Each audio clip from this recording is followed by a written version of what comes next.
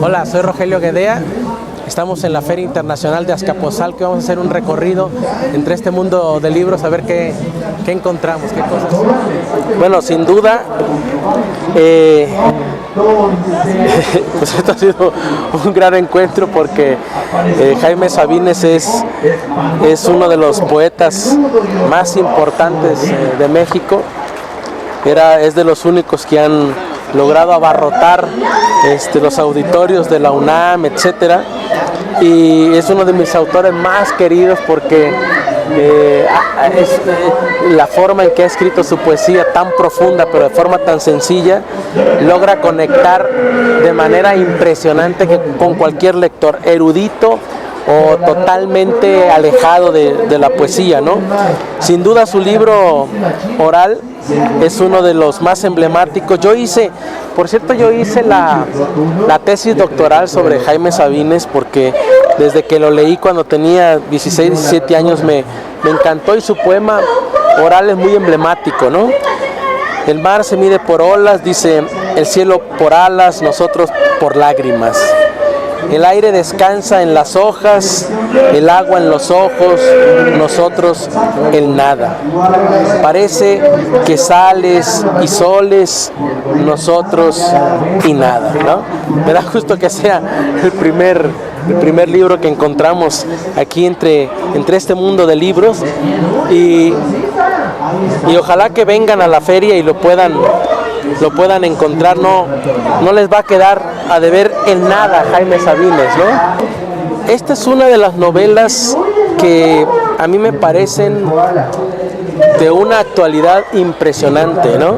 Yo la he leído no menos de 3 veces, y Orwell con esta novela de 1984 se adelantó muchísimo a los tiempos que estamos viviendo, y también con otra que curiosamente a veces vienen juntas, que es La rebelión en la granja, que es también una novela espléndida que explica muy bien toda esta cuestión del poder, y que yo incluso escribí un artículo en donde hablo usando la analogía de rebelión en la granja, de lo que está pasando en México actualmente con el tema del poder.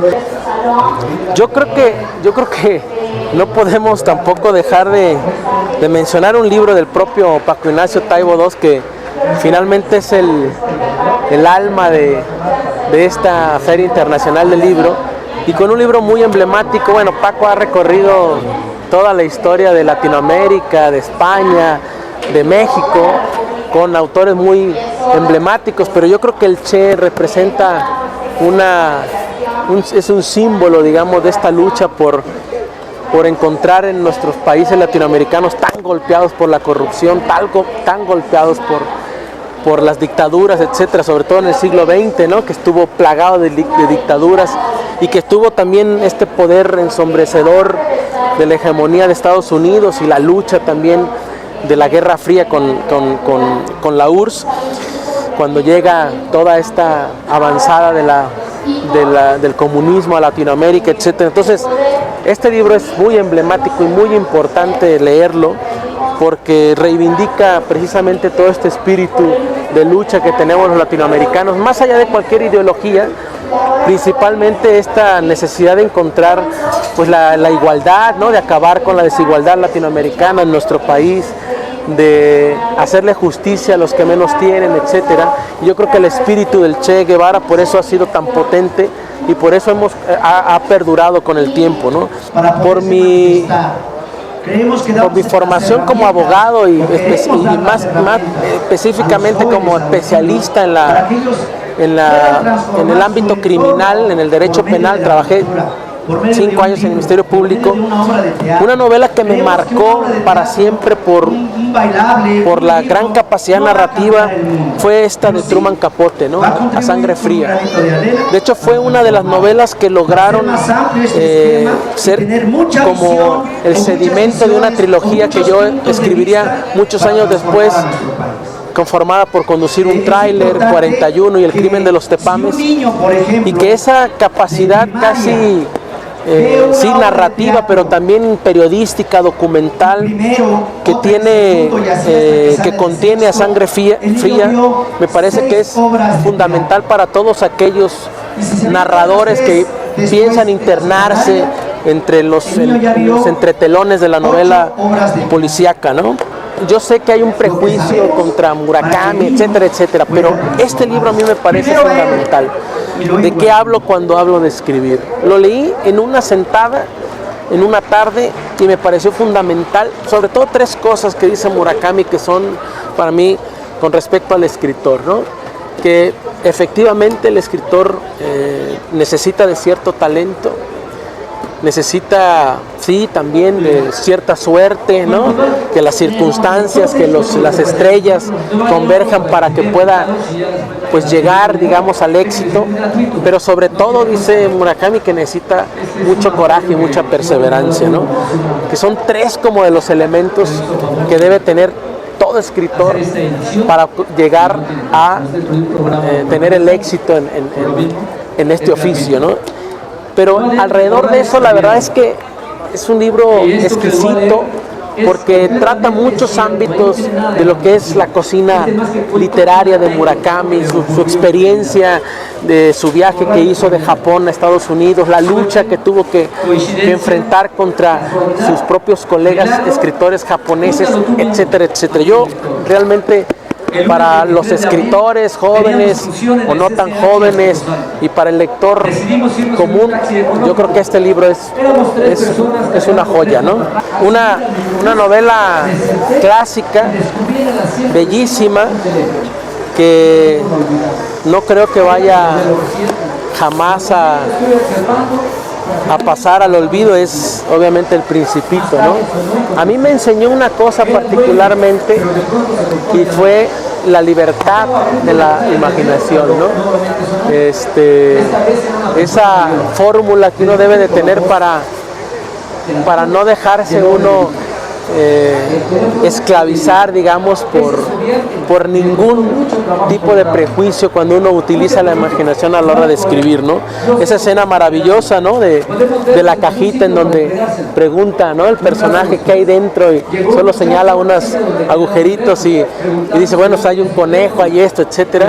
Una capacidad imaginativa que a mí, cuando yo la leí, me abrió, ¿no? Como que me abrió todos los agujeros que yo tenía taponados, pues, por la realidad más inmediata, ¿no? Y me metió en una vorágine impresionante de la imaginación, de la ficción y de la capacidad para poder crear un mundo paralelo a esta realidad que vivimos, que a veces no nos gusta, ¿no? Y que tenemos que aceptar como tal, pero que en realidad la literatura nos permite crear nuevas realidades muchísimo menos aciagas y muchísimo más maravillosas. Entonces El Principito a mí me parece una lectura fundamental, ¿no? Sobre uno de los intérpretes que me parecen fundamentales y que hasta eso podemos encontrar en esta feria, ¿no? José José, ¿no?